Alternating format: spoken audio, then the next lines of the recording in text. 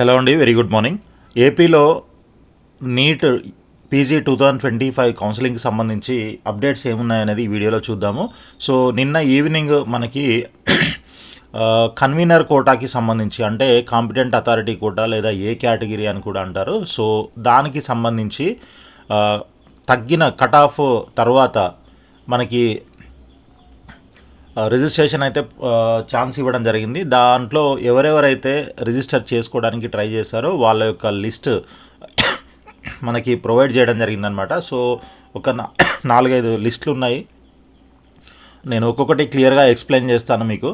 So అవన్నీ జాగ్రత్తగా skip చేయకుండా చూడండి. సో దట్ మీకు ఏదైనా ఇష్యూ ఉన్నట్లయితే ఇమ్మీడియట్గా రెక్టిఫై చేసుకోవడానికి మీకు ఛాన్స్ ఉంటుంది. సో ముందుగా తీసుకున్నట్లయితే మనకి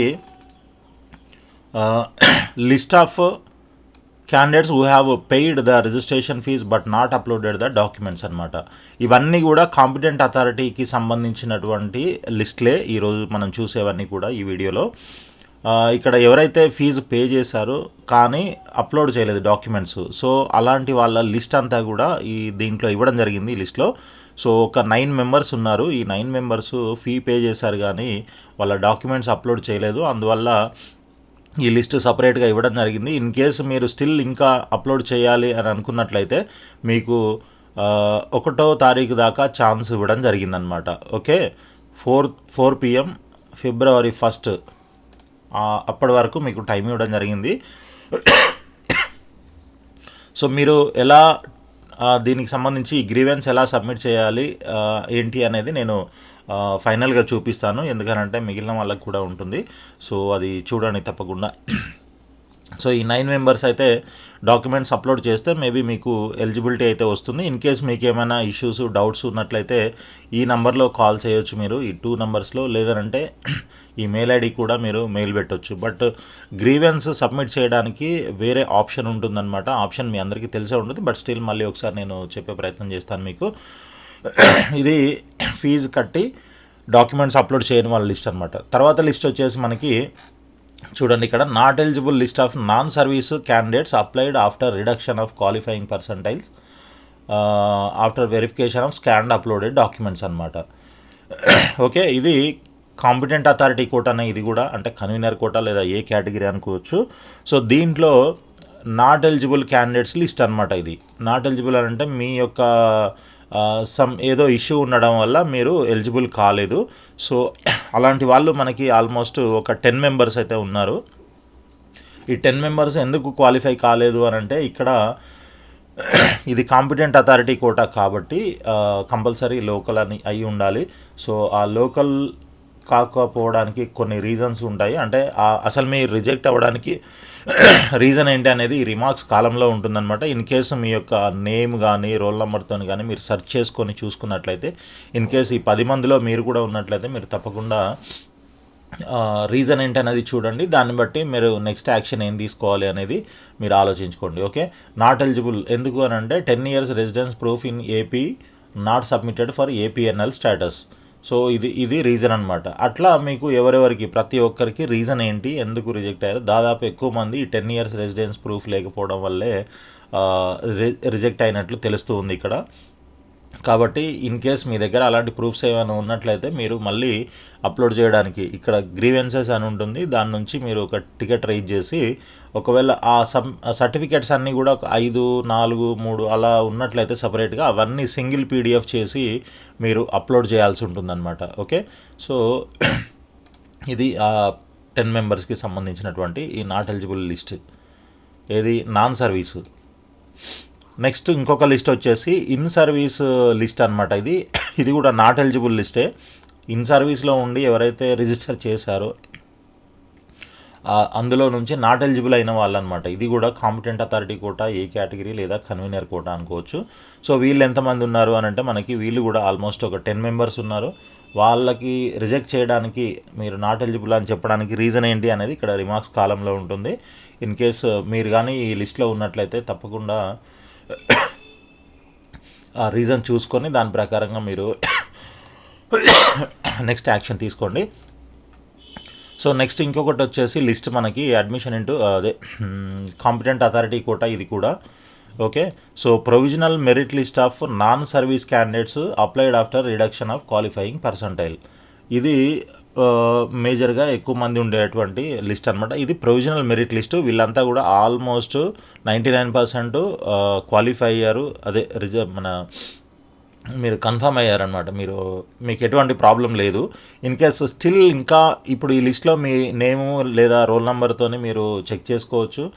ఇక్కడ రిజిస్ట్రేషన్ ఐడి దగ్గర నుంచి రోల్ నెంబరు, ర్యాంకు, స్కోరు, మీ నేము, జెండరు, కేటగిరీ, ఏరియా, మైనారిటీ, ఇవన్నీ డీటెయిల్స్ కరెక్ట్గా ఉన్నాయా లేదా, లేదంటే ఇందులో ఏ ఒక్కటైనా తప్పుగా ప్రింట్ అయిందా మీరు ఒక్కసారి చెక్ చేసుకోండి. ఇన్ కేసు మీకు అలాంటి ఏదైనా ఏ ఒక్క దగ్గర అయినా మీకు ఏదైనా తప్పుగా పడింది అని అంటే మీరు కూడా ఈ గ్రీవెన్సెస్లో సబ్మిట్ చేయొచ్చు టికెట్ రేజ్ చేసి. కాబట్టి మీరు ఇందులో చూసుకొని ప్రతి పాయింట్ అంటే ప్రతి కాలంలో ఉన్న మీ డీటెయిల్స్ అన్నీ కరెక్ట్గా ఉన్నాయా లేదా వెరిఫై చేసుకోవాల్సి ఉంటుంది. సో దీంట్లో మొత్తం ఎంతమంది ఉన్నారు అని అంటే 352 మంది రిజిస్టర్ చేసుకోవడం జరిగిందనమాట. అంటే రిజిస్ట్రేషన్ ఎక్కువ మంది చేసుకున్నారు, అందులో రిజెక్ట్ అయిన వాళ్ళు కూడా ఉన్నారు కదా. బట్ ఆల్మోస్ట్ ప్రొవిజనల్ మెరిట్ లిస్ట్లో ఉన్నటువంటి వాళ్ళు 352 మంది. అయితే దీంట్లో లీస్ట్ స్కోర్ వచ్చేసి 16 ఉంది. వీళ్ళంతా కూడా బీసీ, ఎస్టీ, ఎస్సీ వీళ్ళంతా ఉన్నారు. సో వీళ్ళు 16 స్కోర్ వచ్చిన వాళ్ళు అంటే 2,29,724 ర్యాంక్ వచ్చిన వాళ్ళు కూడా ఏ కేటగిరీలో రిజిస్టర్ చేశారు మేబీ వాళ్ళకు ఐడియా ఉండకపోవచ్చు. సో ఒక్కసారి మన ప్రీవియస్ వీడియో నేను ఒక వీడియో పెట్టాను, A cat, B cat, NRI quota వీటిల్లో సెకండ్ రౌండ్లో ఎంత ర్యాంక్ వరకు సీట్ రావడం జరిగింది, దాన్ని బట్టి ఇంకా ఎంత ఎక్స్పెక్ట్ చేయొచ్చు, ఎంతవరకు ఎక్స్పెక్ట్ చేయొచ్చు అనేది కూడా దాంట్లో క్లియర్గా మెన్షన్ చేశాను. కాబట్టి ఒక్కసారి ఇదంతా చూడండి. నేను ఇది రిజిస్ట్రేషన్ కంటే ముందే నేను ఆ వీడియో అప్లోడ్ చేయడం జరిగిందనమాట. సో అది చూసుకొని మీరు రిజిస్టర్ చేసుకుంటారు, మీకు హెల్ప్ అవుతుందన్న ఉద్దేశంతోనే అప్పుడు అప్లోడ్ చేయడం జరిగింది. సో మరి ఇది అందరూ చూసారా లేదా తెలియదు, బట్ చూడకపోతే మళ్ళీ ఒకసారి చూడండి, దాన్ని బట్టి మీరు డెసిషన్ తీసుకోవచ్చు. సో ఎనీవే మీరు ఆల్రెడీ రిజిస్టర్ చేశారు, ఎలిజిబుల్ అయ్యారు కాబట్టి ప్రాబ్లం ఏం లేదు. మీరు ఎలాగో ఆప్షన్స్ పెట్టండి, మీ లక్ ట్రై చేసుకోండి, నేనేం వద్దని చెప్పట్లేదు. సో హైయెస్ట్ స్కోర్ వచ్చేసి మనకి 500 అండి. 500 టాప్ స్కోర్ ఉంది ఈ లిస్ట్లో. అంటే కట్ ఆఫ్ తగ్గిన తర్వాత రిజిస్టర్ చేసుకున్న వాళ్ళల్లో ఇది హైయెస్ట్ స్కోరు. 500, 489, 482, 479. సో ఇప్పుడు మనకి స్టార్టింగ్లో రిజిస్టర్ చేసుకున్న వాళ్ళు, ఏది కట్ ఆఫ్ తగ్గక ముందే రిజిస్టర్ చేసుకున్న వాళ్ళు ఎవరైతే ఉంటారో ఆ లిస్ట్లో వీళ్ళని కూడా ఇంక్లూడ్ చేసి చూసినట్లయితే ఫస్ట్ క్వాలిఫై అయిన వాళ్ళు ఉన్నారు కదా, ఫస్ట్ ఎలిజిబుల్ అయిన వాళ్ళు. సో వాళ్ళకు ఒక 350 మార్కులు ఉన్నాయనుకోండి, అప్పుడు ఏమవుతుంది, ఈ టాపర్స్ అంతా, ఈ టాప్ స్కోర్ వచ్చిన వాళ్ళంతా కూడా వాళ్ళకంటే ముందుండే అవకాశం ఉంటుందన్నమాట. ఆ 350 కంటే ముందు ఎంతమంది ఉన్నారు అనేది చెక్ చేసుకోవాల్సి ఉంటుంది. లేదు ఆ లిస్టు ఈ లిస్టు రెండు మెర్జ్ చేసి కూడా మనం చెక్ చేసుకోవచ్చు. లేదు అని అంటే దీంట్లో కూడా మీరు మీ స్కోర్ ఎంత చూసుకొని, సపోజ్ మీది 350 అనుకుందాం ఇందాకలాగా. సో ఇక్కడ 350 కంటే ఎబవ్ ఉన్న వాళ్ళు ఇంత 32 మంది ఉన్నారు. ఓకే, అంటే ఫస్ట్ లిస్ట్ ఏదైతే ఉందో దాంట్లో ఉన్న వాళ్ళు 350 స్కోర్ ఉన్న వాళ్ళు మనకంటే ముందు ఇంకా 32 మంది యాడ్ అయ్యారు అని మీరు అర్థం చేసుకోవాలన్నమాట. ఓకే, సో ఈ విధంగా మీకంటే ముందు ఇంకా ఎంతమంది కొత్తగా జాయిన్ అవుతున్నారు ఈ లిస్ట్లో అనేది మీరు ఇక్కడ ఈ లిస్ట్ని బట్టి తెలుసుకోవచ్చు. ఇదంతా ఫస్ట్ ఎలిజిబుల్ అయిన వాళ్ళందరికీ చెప్తున్నాను అనమాట. ఓకే, ఇదేమో సెకండ్. అదేవిధంగా వీళ్ళకంటే ముందు ఎంతమంది ఉన్నారు అని తెలుసుకోవాలనుకుంటే మీ స్కోరు ఎంత ఉంది అండ్ ఆ ఫస్ట్ లిస్ట్ చూసుకున్నట్లయితే ఆ లిస్ట్లో మీ స్కోరు కంటే ఎక్కువ మంది ఎంతమంది ఉన్నారు అది ప్లస్ దీంట్లో ఎంతమంది ఎక్కువ ఉన్నారు, దాంట్లో ఎంతమంది ఎక్కువ ఉన్నారు మీ స్కోర్ కంటే, అవి రెండు మీరు యాడ్ చేసినట్లయితే వచ్చే ఫైనల్ నెంబరే మీకంటే ముందున్నటువంటి నెంబర్ ఆఫ్ స్టూడెంట్స్. సో మీ పొజిషన్ ఏంటి స్టేట్ లెవెల్లో అనేది కూడా మీకు తెలుస్తుంది అనమాట. ఓకే, సో ఇది non service competent authority quota eligible students list అనమాట, ఎలిజిబుల్ క్యాండిడేట్స్ లిస్ట్ ఇది. ఇంకా దీంట్లో మీరు ఈ గ్రీవెన్సెస్ ఏవైతే ఉన్నాయో ఇప్పటిదాకా నేను చెప్పిన 4 లిస్టులకు సంబంధించి గ్రీవెన్సెస్ ఏమైనా ఉన్నట్లయితే ఇవన్నీ సబ్మిట్ చేయడానికి మీకు 1వ తారీఖు దాకా టైం ఇవ్వడం జరిగింది. Okay, 1st February 2026. అంటే అప్పటిదాకా మనకి థర్డ్ రౌండ్కి సంబంధించినటువంటి వెబ్ ఆప్షన్స్ నోటిఫికేషన్ రాదు అని ఒకటి కన్ఫర్మ్గా తెలుస్తూ ఉంది. ఏది ఏ కేటగిరీ. కోర్స్ ఏ కేటగిరీ అయిన తర్వాతనే మనకి బీ క్యాట్ ఎన్ఆర్ఐ కోటాకి సంబంధించినటువంటి కౌన్సిలింగ్ ఉంటుంది, థర్డ్ రౌండ్. ఓకే, అయితే మరి ఇది 1వ తారీఖు అనంటే 1వ తారీఖు తర్వాత ఇమీడియట్గా ఉంటుందా అనంటే ఇమీడియట్గా ఉండదు. ఎందుకనంటే ఇది ప్రొవిజనల్ మెరిట్ లిస్ట్ మాత్రమే. సో ఈ గ్రీవెన్సెస్ అన్నీ కూడా ఫస్ట్ వరకు రిసీవ్ చేసుకుంటారు కాబట్టి, యాక్సెప్ట్ చేస్తారు కాబట్టి, దీని తర్వాత మళ్ళీ ఫైనల్ మెరిట్ లిస్ట్ కూడా వస్తుంది. అది మేబీ 2వ తారీఖు ఫిబ్రవరి 2కి రిలీజ్ అవ్వే అవకాశం ఉంటుందన్నమాట. సో ఫిబ్రవరికి 2కి రిలీజ్ అయినట్లయితే దాని తర్వాత అంటే 3 ఆ తర్వాతనే మీకు ఈ థర్డ్ రౌండ్కి సంబంధించిన వెబ్ ఆప్షన్స్ నోటిఫికేషన్ వచ్చే అవకాశం అయితే కనిపిస్తుంది ఇక్కడ. సో ఈ డేట్స్ అన్నీ కూడా మీరు అర్థం చేసుకోగలిగితే దాన్ని బట్టి మీరు ఎప్పుడు ఏం చేయాలి ఏంటి అనేది మీకు ఒక ఐడియా ఉంటుందని అవన్నీ చెప్తున్నాను.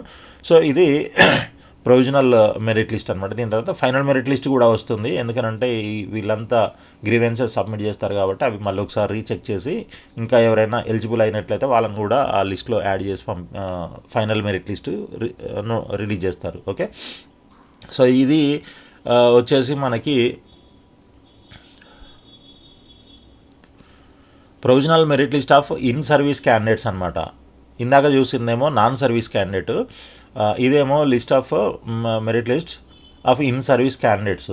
ఏది కట్ ఆఫ్ తగ్గిన తర్వాత ఎవరైతే రిజిస్టర్ చేసుకున్నారో వాళ్ళ యొక్క లిస్ట్ అనమాట ఇది. సో దీంట్లో కూడా మనకి ఫస్ట్ వరకే ఇచ్చారు గ్రీవెన్సెస్ సబ్మిట్ చేయడానికి. 1 ఫిబ్రవరి దాకా టైం ఇచ్చారు అందరికీ 1 ఫిబ్రవరి. ఓకే, దీంట్లో మనకి ఎంతమంది ఉన్నారంటే ఆల్మోస్ట్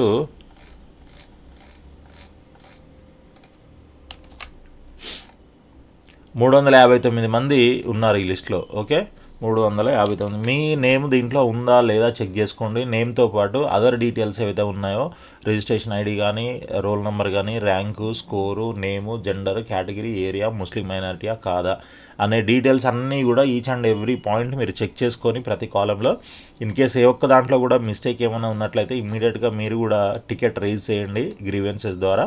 కాబట్టి మీకు అది రెక్టిఫై చేసి ఫైనల్ మెరిట్ లిస్ట్లో అయితే డిస్ప్లే చేయడం జరుగుతుందన్నమాట. ఓకే, తర్వాత మీకు ప్రాబ్లమ్స్ ఏమీ ఉండవు. సో 359 మంది అంటే మీకు చూడండి టాప్ స్కోర్ వచ్చేసి 267 అండ్ లీస్ట్ స్కోర్ వచ్చేసి మనకి 37 ఉందన్నమాట దీంట్లో. సో ఇది కూడా సేమ్ ఇంతకుముందు మెరిట్ లిస్ట్తోని కూడా కంపేర్ చేసుకోవచ్చు. బట్ ఇక్కడ మనకి ఈ హయ్యెస్ట్ స్కోర్ చూసినట్లయితే మీకు ఏమర్థం అవుతుంది, 267 ఉంది. సో ఇదంతా కూడా ఇన్ సర్వీస్ క్యాండిడేట్స్కి సంబంధించినటువంటి మెరిట్ లిస్టు. సేమ్ ఇక్కడ నంబర్స్ అయితే ఉంటాయి. ఇష్యూస్ ఏమైనా క్వెరీస్, టెక్నికల్ క్వెరీస్ ఏమైనా ఉన్నట్లయితే ఇది, తర్వాత మెయిల్ ఐడి కూడా ఇక్కడ ఉంది. బట్ గ్రీవెన్సెస్ మాత్రం మీరు టికెట్ రైజ్ అనే ఆప్షన్ ద్వారా మాత్రమే చేయాలి. గ్రీవెన్సెస్ అనే ఒక ఆప్షన్ ఉంటుంది మీకు, అది కూడా చెప్తాను మీకు ఒకసారి. సో ఇది వచ్చేసి డిఎన్బికి సంబంధించినటువంటి provisional merit list of in service candidates అనమాట. ఇది కూడా మనకి కాంపిటెంట్ అథారిటీ కోటాకి సంబంధించినటువంటి మెరిట్ లిస్టే. సో ఇవన్నీ కూడా ఇప్పటిదాకా మనం చూసినవన్నీ కూడా ఈ కాంపిటెంట్ అథారిటీ అంటే ఏ కేటగిరీకి సంబంధించినటువంటి మెరిట్ లిస్ట్లే. మిగిలినవన్నీ కూడా అంటే మనకి బి కేటగిరీకి సంబంధించినవి ఇంకా తర్వాత వచ్చే అవకాశం ఉంటుంది. సో దీంట్లో మనకి ఎంతమంది ఉన్నారు, డిఎన్బికి సంబంధించిన మెరిట్ లిస్ట్ అనమాట. డిఎన్బికి సంబంధించిన మెరిట్ లిస్ట్లో మనకి 86 నెంబర్ ఆఫ్ క్యాండిడేట్స్ ఉన్నారు. సో దీంట్లో ఉన్న వాళ్ళు కూడా యాజ్ ఇట్ ఈస్గా మీ డీటెయిల్స్ కరెక్ట్గా ఉన్నాయా లేదా చెక్ చేసుకోండి. చెక్ చేసుకొని మీరు గ్రీవెన్స్ సబ్మిట్ చేసే వీళ్ళకి మాత్రం 30 వరకే టైం ఇచ్చారు. ఓకే, జనవరి 30th వరకు మాత్రమే టైం ఇచ్చారు. కాబట్టి వీళ్ళు కొంచెం తొందరగా యాక్ట్ అవ్వాల్సి ఉంటుందన్నమాట. 30 అని అంటే రేపే, ఎక్కువ టైం కూడా లేదు. ఓకే, ఈరోజు ఆల్రెడీ 29th కాబట్టి మీకు రేపు ఈవినింగ్ 4 o'clock వరకే టైం ఉంది. మిగిలిన వాళ్ళకి 1 ఫిబ్రవరి దాకా టైం ఉంది కాబట్టి కొంచెం రిలాక్స్గా చేసుకోవచ్చు. జనవరి 31 ఈ మంత్ 31 days ఉంటాయి కాబట్టి 30, 31, 1 3 రోజులు ప్లస్ ఈరోజు 4 రోజులు టైం ఉంటుంది. బట్ డిఎన్బి వాళ్ళకి మాత్రం ఈ ఒక్కరోజే టైం ఉంటుంది అనమాట. ఓకే, సో ఇవి మనకి ఈరోజు ఉన్నటువంటి అప్డేట్స్ అనమాట. ఇన్ కేసు వీటికి సంబంధించి ఏమైనా గైడెన్స్ కావాలన్నా లేకపోతే సో అందరికీ అయితే సీట్ అయితే వచ్చే అవకాశం లేదు రిజిస్టర్ చేసినంత మాత్రాన. సో మీ లక్ ట్రై చేసుకోండి. ఓకే, సో 350 మంది 352 మెంబర్స్ ఉన్నారు నాన్ సర్వీసు. ఓకే, సో ఇందులో ఉన్న వాళ్ళకి ఎవరికైనా బీ క్యాట్లో అంటే ఈ 2 lakhs దాకా అయితే, మీకు 1 lakh దాటిందంటే బీ క్యాట్ కష్టం.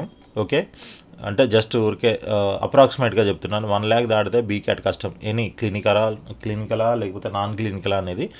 అది కాకుండా ఇంకా ఎన్ఆర్ఐ కోట అయితే మీకు మ్యాక్సిమం 1,50,000 లేదా 170, 180, ఇంకా ఏ బ్రాంచ్ అయినా పర్లేదు అనుకుంటే 180 వరకు వస్తుంది. బట్ ఎన్ఆర్ఐ కోటాలో మీరు అంత అమౌంట్ పే చేసినప్పుడు క్లినికల్కే వెళ్ళాలనుకుంటారు కదా, కాబట్టి 150 వరకు ఎక్స్పెక్ట్ చేయొచ్చు అనమాట, 1,50,000 వరకు.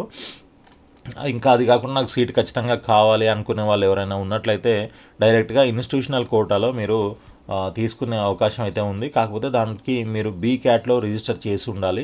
ఏదర్ తెలంగాణ అయినా ఏపీ అయినా, ఈ 2 స్టేట్స్లో మీరు బీ క్యాట్ రిజిస్ట్రేషన్ చేసి ఉన్నట్లయితే, B cat along with institutional quota, అవసరమైతే మీకు డాక్యుమెంట్స్ ఉన్నట్లయితే మీరు ఎన్ఆర్ఐ కోటా కూడా పెట్టుకొని ఉంటారు కదా. సో ఎన్ఆర్ఐ కోటాలో కూడా మనకి కొంత తక్కువలో వచ్చే అవకాశం ఉంటుంది, కొన్ని కోర్సెస్, అన్నీ కాదు. సో అలా ఎవరికైనా కావాలి అని అంటే మన కింద స్క్రీన్ పైన కనిపిస్తున్నటువంటి నెంబర్లో కాంటాక్ట్ అవ్వండి. డీటెయిల్స్ అన్నీ కూడా చెప్తాను నేను. ఇన్స్టిట్యూషనల్ కోటా అయితే మీకు ఎంత స్కోర్ వచ్చినా పర్వాలేదు, మీరు ఎలిజిబుల్ అయ్యి ఉంటే చాలు. As per the cut off 0% OC, అదే మన బీసీ, ఎస్సీ, ఎస్టీ వాళ్ళకి. ఓపెన్ కేటగిరీ అయితే 103, అది మీ అందరికీ తెలిసిందే. అండ్ త్వరలో ఓపెన్ కేటగిరీ వాళ్ళకు కూడా మేబీ 0% అవ్వచ్చు అని ఒక ఇన్ఫర్మేషన్ అయితే ఉంది. మరి అది ఎప్పుడు వస్తుంది ఏంటి అనేది చూడాలి. కాబట్టి అలాంటి అది వచ్చిన తర్వాత చూద్దాము. బట్ అప్పటి వరకు అయితే ఇప్పటిదాకా ఎలిజిబుల్ అయిన వాళ్ళు ఎవరైతే ఉంటారో, మీకు ఏ క్యాట్లో సీటు వస్తే happy, well and good, lucky. ఒకవేళ రాలేదు అని అంటే బీ క్యాట్లో రిజిస్టర్ చేసుకున్నారు మీరు అని అంటే మేబీ దాంట్లో ట్రై చేయండి. అది కూడా కాకపోతే ఎన్ఆర్ఐ కోటా, అది లేకపోతే ఇన్స్టిట్యూషనల్ కోటాలో కూడా ఛాన్స్ ఉంటుంది, మీరు క్వాలిఫై అయితే చాలు.